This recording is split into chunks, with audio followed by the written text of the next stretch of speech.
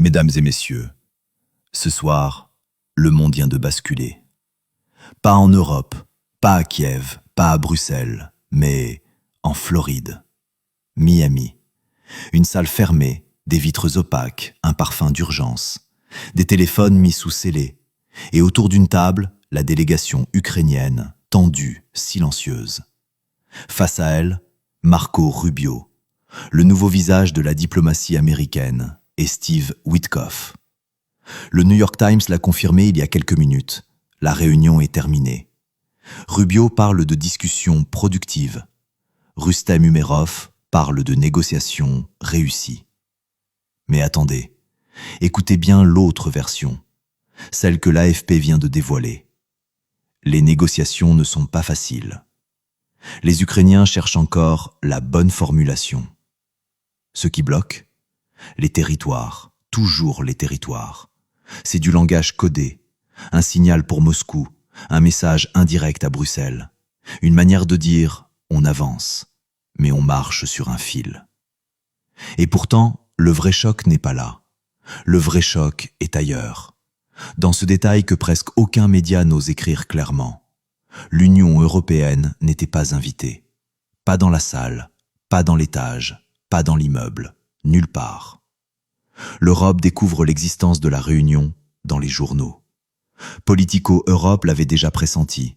Les capitales craignaient d'être contournées. Der Spiegel parlait même d'une colère glaciale. Et El País évoquait une réunion organisée dans leur dos. Ce n'est pas un simple oubli, c'est un message brutal. Bruxelles n'a plus son mot à dire. Mais pourquoi ? Pourquoi l'Europe est-elle soudain mise dehors ? Pourquoi Miami devient-elle la capitale secrète du règlement ?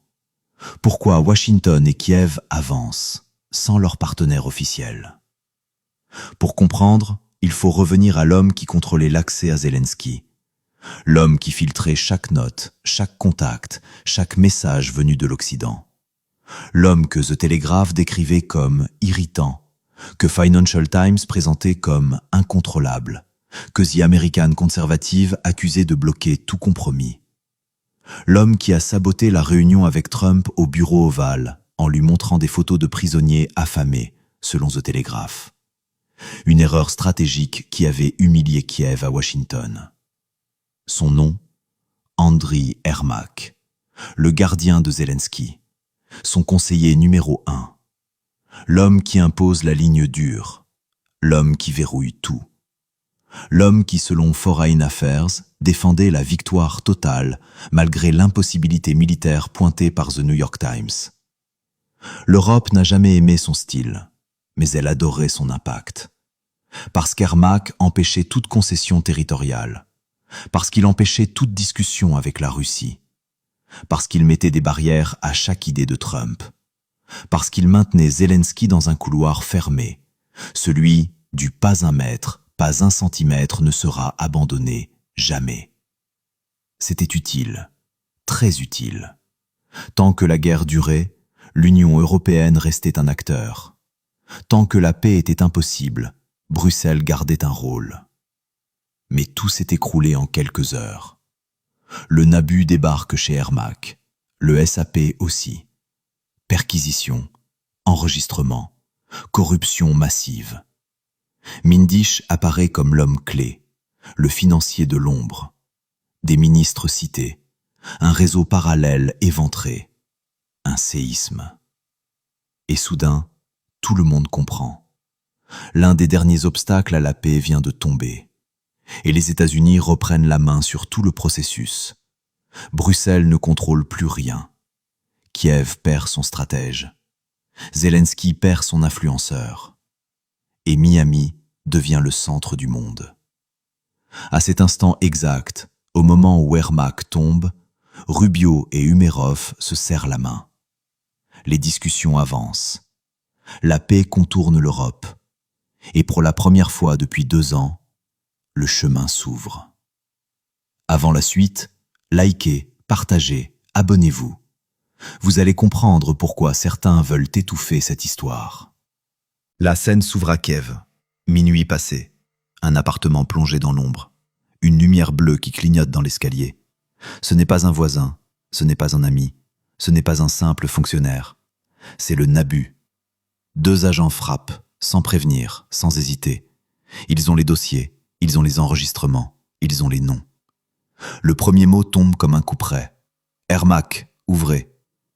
À l'intérieur, tout s'effondre. Dossier éventré, téléphone saisi, carte mémoire récupérée, Mindish cité. Des ministres impliqués, des circuits financiers dévoilés.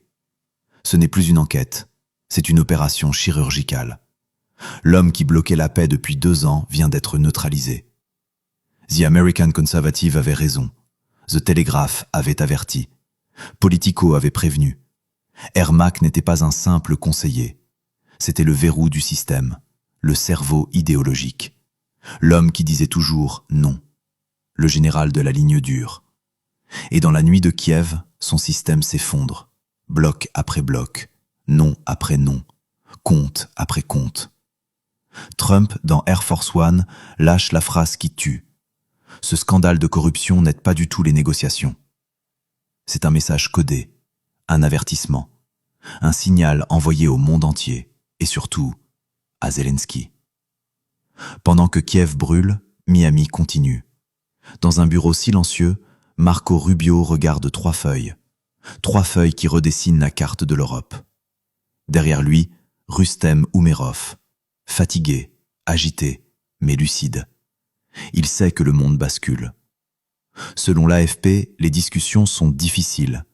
Les Ukrainiens cherchent encore les mots, parce que les mots, cette fois, changent des frontières territoriales. Et au même moment, une phrase tombe comme une bombe diplomatique. Les Américains ne se voient plus comme les alliés de Kiev. Ils se voient comme les médiateurs.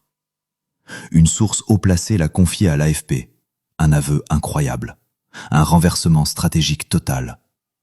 Washington n'est plus du côté de Kiev. Washington se place au milieu, entre Kiev et Moscou, comme un arbitre, comme un décideur. Et Bruxelles comprend soudain qu'elle est sortie du jeu. 0 influence, 0 pouvoir, 0 présence. Pendant ce temps, les envoyés de Trump se préparent. Witkoff, Kouchner, dossier scellé, graphique, ligne rouge, termes finaux. Et l'AFP confirme. Steve Witkoff part lundi pour Moscou. Il rencontrera Poutine dans les 48 heures. C'est là que tout se joue. Pas à Kiev, pas à Bruxelles, pas à Berlin, à Moscou. Un avion attend déjà sur le tarmac. Lumières allumées, pilote prêt, documents embarqués. Le plan américain avance. Les dernières formulations sont en cours.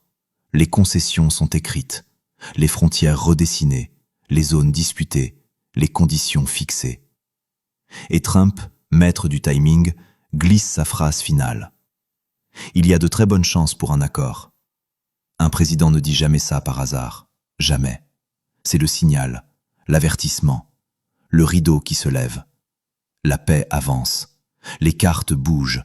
Les alliances changent. Et l'Europe n'a plus de place à la table. Prochaine étape, Moscou.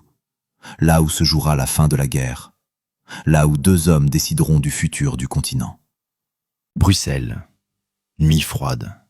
Pluie fine sur les vitres du Berlaymont. Couloir vide. Lumière vacillante. Une atmosphère lourde, électrique. Dans une salle de réunion perdue au 4e étage, des silhouettes se rassemblent en urgence. Chefs de cabinet, conseillers politiques, diplomates en panique. Les téléphones vibrent, les écrans s'allument, les dépêches tombent une à une. Witkoff part à Moscou. Miami, discussion productive. Les Américains ne se voient plus comme alliés de Kiev. Le scandale Ermac s'étend. Un diplomate allemand lâche une phrase glaciale. Nous sommes hors du dossier. Un Français répond.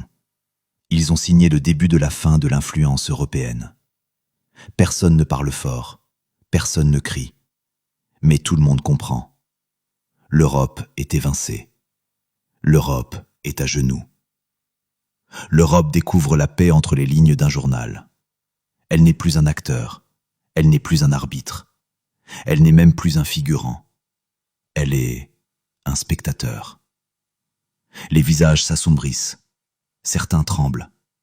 Certains boivent leur café comme s'ils pouvaient ralentir le temps. D'autres fixent les murs, hébétés. Une diplomate polonaise brise enfin le silence. Si les États-Unis signent, nous serons obligés d'accepter. Pas parce que l'Europe veut la paix, non, parce qu'elle n'a plus le choix. Pendant que Bruxelles se noie dans le désespoir, un avion américain atterrit en Russie. Les phares percent la brume. La porte s'ouvre. Une silhouette descend. Steve Witkoff. Dossier scellé, marqué en rouge. Dans les prochaines heures, il doit rencontrer Vladimir Poutine. Ce que Reuters, Le Monde, Nexta et l'AFP ont tous confirmé. Et au même moment, quelque chose se produit à Kiev. Une lumière s'allume au palais présidentiel. Une silhouette traverse un couloir vide. Un homme consulte un document. Il lit, il relit, il soupire. C'est Zelensky. Ermak n'est plus là pour décider, plus là pour filtrer, plus là pour manipuler, plus là pour bloquer. Zelensky est seul, face à la carte, face aux frontières, face à l'histoire. Il tremble, pas à cause du froid, mais parce qu'il comprend ce que Rubio, Witkoff, Kushner et Trump préparent. Un nouveau monde. Un monde où la paix se négocie sans lui. Un monde où les États-Unis redeviennent arbitres.